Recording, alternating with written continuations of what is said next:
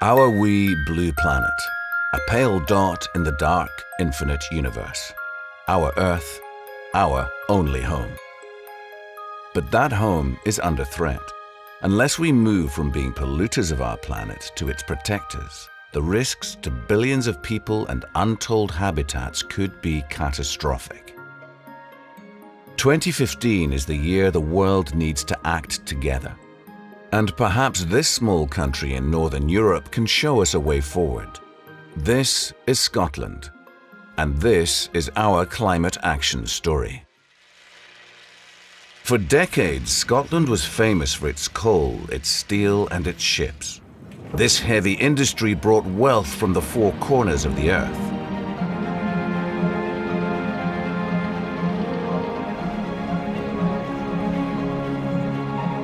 Scotland's changed.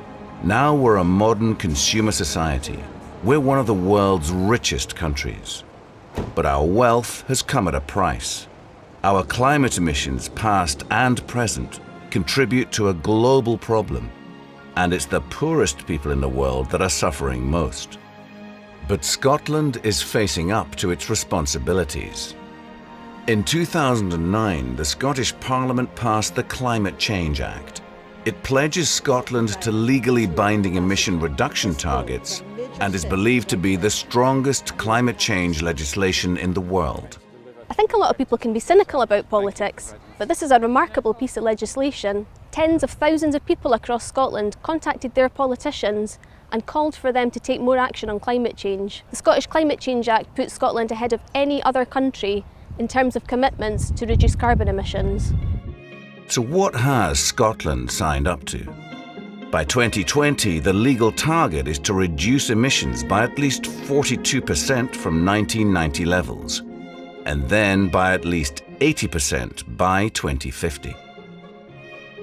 Crucially, the Act was supported by every political party in the Scottish Parliament.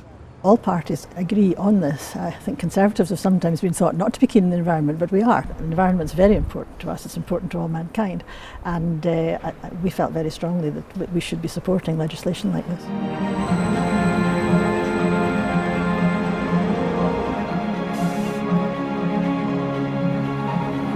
The targets weren't only welcomed by politicians and campaigners, but by business too. I think that Scotland's climate change legislation has really prompted a lot of activity within the business community in Scotland, and I think that's a lesson that others can observe and see. Partly this is through our 2020 climate change group, partly it's within individual businesses and firms around the country, because we all know we have a legislated, a statutory requirement. We have to do something, we have to change certain things in our business, how we procure, how we run ourselves, how we think about climate issues, and we have a deadline for doing that.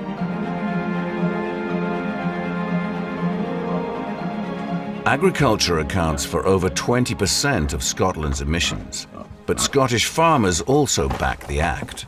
We've been a climate change focus farm for the last 3 years. This field here has been soil mapped. It's about applying nutrients to where the nutrients are needed.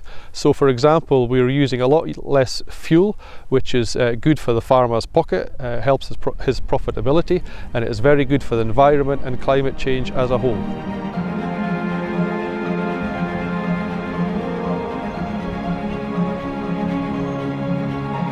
The Scottish Government has also set a target of producing 100% of Scotland's electricity needs from renewable sources by 2020. The growth of Scotland's renewable energy sector has been an undoubted success. The sector's doubled in the last 6 or 7 years. We now generate twice as much electricity as we did 6 or 7 years ago, to the extent that the renewable energy sector in Scotland now generates around the equivalent of half of all the power consumed by every home and every business in the country. And as a result, that clean electricity generation is displacing the equivalent of all the carbon emissions from Scotland's transport sector.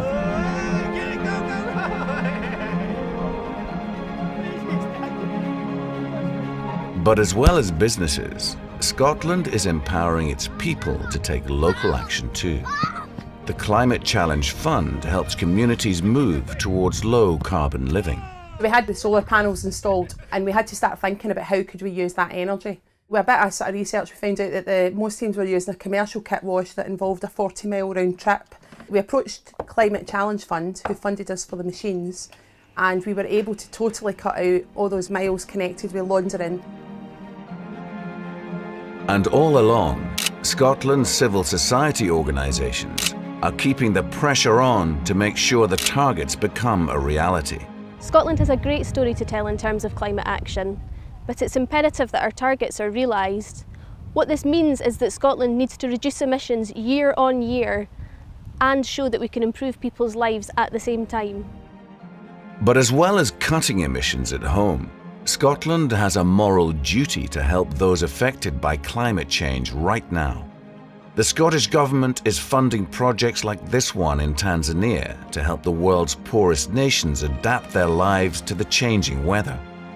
And through the small but innovative Climate Justice Fund, it's now helping people in Malawi and Zambia too.